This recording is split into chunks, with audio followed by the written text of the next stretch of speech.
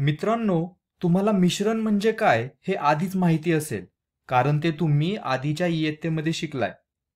तरी सुद्धा परत एकदा सांगतो. वेगवेगळ्या प्रमाणात दोन किंवा अधिक घटक एकमेकात मिसळल्यानंतर तयार होणारा पदार्थ म्हणजे मिश्रण. मिश्रण तयार होताना कोणताही रासायनिक बदल घडून येत नाही किंवा कोणतंही नवीन संयुग तयार होत नाही. मुख्यत्वे मिश्रणाचे दोन प्रकार पडतात. एक म्हणजे विषमांगी मिश्रण, हेटेरोजेनियस मिक्सचर. तर विषमांगी मिश्रण म्हणजे काय? तर जेव्हा मिश्रणातील घटक दोन किंवा अधिक प्रावस्थांमध्ये, फेजमध्ये विभागलेले असतात, तेव्हा त्याला विषमांगी मिश्रण असं म्हणतात. उदाहरणार्थ, व्यवस्थितपणे न मिसळले गेलेले चॉकलेट दूध. जर ते व्यवस्थित मिसळले नसेल तर वरच्या थरामध्ये आपल्याला गुठळ्या दिसतील आणि दुधाच्या वेगवेगळ्या भागांमध्ये चॉकलेटचे घटक असमान प्रमाणात दिसतील. म्हणजेच काय, तर मिश्रणाच्या वेगवेगळ्या भागात आपल्याला वेगवेगळे गुणधर्म पाहायला मिळतील. मिश्रणाचा दुसरा प्रकार म्हणजे समांगी मिश्रण, होमोजिनियस मिक्सचर. तर जेव्हा मिश्रणाच्या सर्व घटकांची मिळून एकच प्रावस्था असते, एकच फेज असते, तेव्हा त्याला समांगी मिश्रण असं म्हणतात. तर अशा समांगी मिश्रणाला द्रावण, सोल्युशन असे सुद्धा म्हणतात. अजून एक महत्त्वाची गोष्ट म्हणजे मिश्रण हे कोणत्याही अवस्थेमध्ये असू शकते. ते स्थायू, द्रव किंवा वायू या कोणत्याही अवस्थेमध्ये आपल्याला बघायला मिळू शकतं. आपल्याला बहुतेक वेळा असंच वाटतं की मिश्रण हे फक्त द्रव अवस्थेमध्येच असते, पण ते तसं अजिबात नाहीये. ते स्थायू किंवा वायू अवस्थेमध्ये सुद्धा असते. तर द्रावणाचा किंवा समांगी मिश्रणाचा पहिला प्रकार म्हणजे स्थायू मध्ये स्थायू. आणि या प्रकारच्या मिश्रणाचं उदाहरण म्हणजे संमिश्रे, अलॉयज. उदाहरणार्थ कास्य, ब्रॉन्झ अलॉय. जर आपण लांबून कास्य धातू पाहिला तर आपल्याला त्याचा रंग, त्याची विद्युत वाहकता किंवा त्याचा कठीणपणा किंवा बाकीचे गुणधर्म हे एकसारखेच दिसतात. पण जर आपण तेच सूक्ष्मदर्शकाखाली पाहिलं तर आपल्या लक्षात येईल की हे तर वेगवेगळ्या धातूंचं मिश्रण आहे, बरोबर?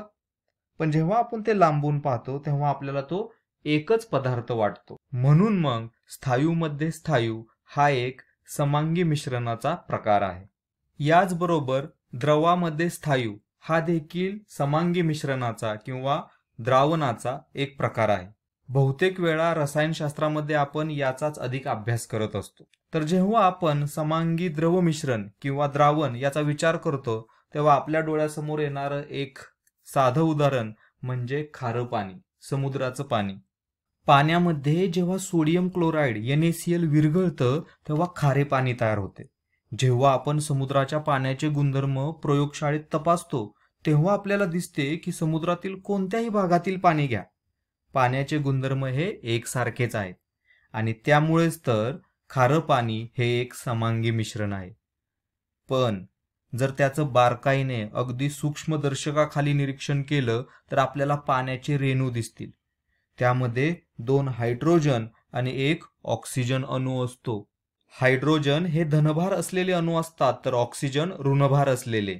जेव्हा आपण सोडियम क्लोराईड पाण्यात मिसळवू तेव्हा क्लोराईड आयन हे धनभार असलेल्या बाजूला आकर्षित होतात, म्हणजे हायड्रोजनकडे आकर्षित होतात, आणि सोडियम आयन हे पाण्याच्या ऋण टोकाकडे म्हणजे ऑक्सिजनकडे आकर्षित होतात. तर अशा प्रकारे जर सूक्ष्मदर्शकाखाली पाहिलं तर आपल्याला पाण्याचे वेगवेगळे रेणू दिसतात. पण जर आपण लांबून पाहिलं तर मात्र त्याचे गुणधर्म जसे की विद्युत वाहकता किंवा इतर गुणधर्म हे एकसारखेच दिसतात. त्यामुळे लक्षात घ्या की खारं पाणी हे एक समांगी मिश्रण आहे, एक द्रावण आहे, सोल्युशन आहे. तर द्रावणात जो घटक पदार्थ सर्वाधिक प्रमाणात असतो त्याला द्रावक असं म्हणतात आणि द्रावकापेक्षा कमी प्रमाणात असणाऱ्या इतर घटक पदार्थांना द्राव्य असं म्हणतात. येथे जर आपण पाहिलं तर सोडियम क्लोराईड, मीठ हे द्राव्य आहे आणि शुद्ध पाणी H2O हे द्रावक आहे. जर पाण्यात असं काहीतरी विरघळवलं तर त्याला म्हणतात जलीय द्रावण. आता वायूंचं सुद्धा द्रावण असतं बरं का. तर समांगी मिश्रणाचा म्हणजेच द्रावणाचा पुढचा प्रकार म्हणजे वायूमध्ये वायू, आणि हवा हे त्याचं एक उदाहरण आहे. हवा ही खूप साऱ्या वायूंनी बनलेली असते. नायट्रोजन, ऑक्सिजन, कार्बन डायऑक्साईड आणि इतर वायू यांचं हे एक मिश्रण असतं. याशिवाय द्रवामध्ये वायू हा सुद्धा एक द्रावणाचा किंवा समांगी मिश्रणाचा प्रकार आहे.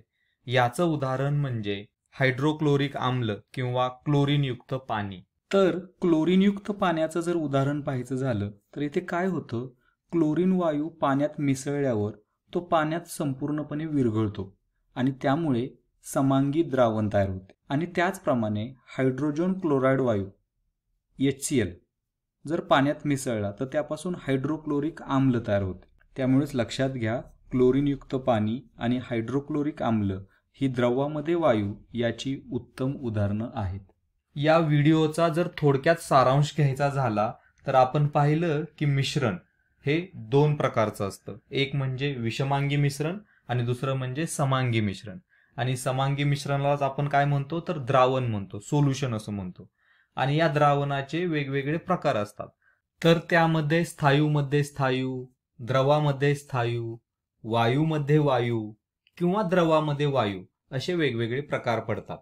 आणि यामध्ये आपण पाहिलं की द्रावणातील जो सर्वाधिक प्रमाणातील घटक असतो त्याला द्रावक असं म्हणतात आणि कमी प्रमाणातील जो घटक असतो त्याला द्राव्य असं म्हणतात. तर इथेच थांबूयात. धन्यवाद.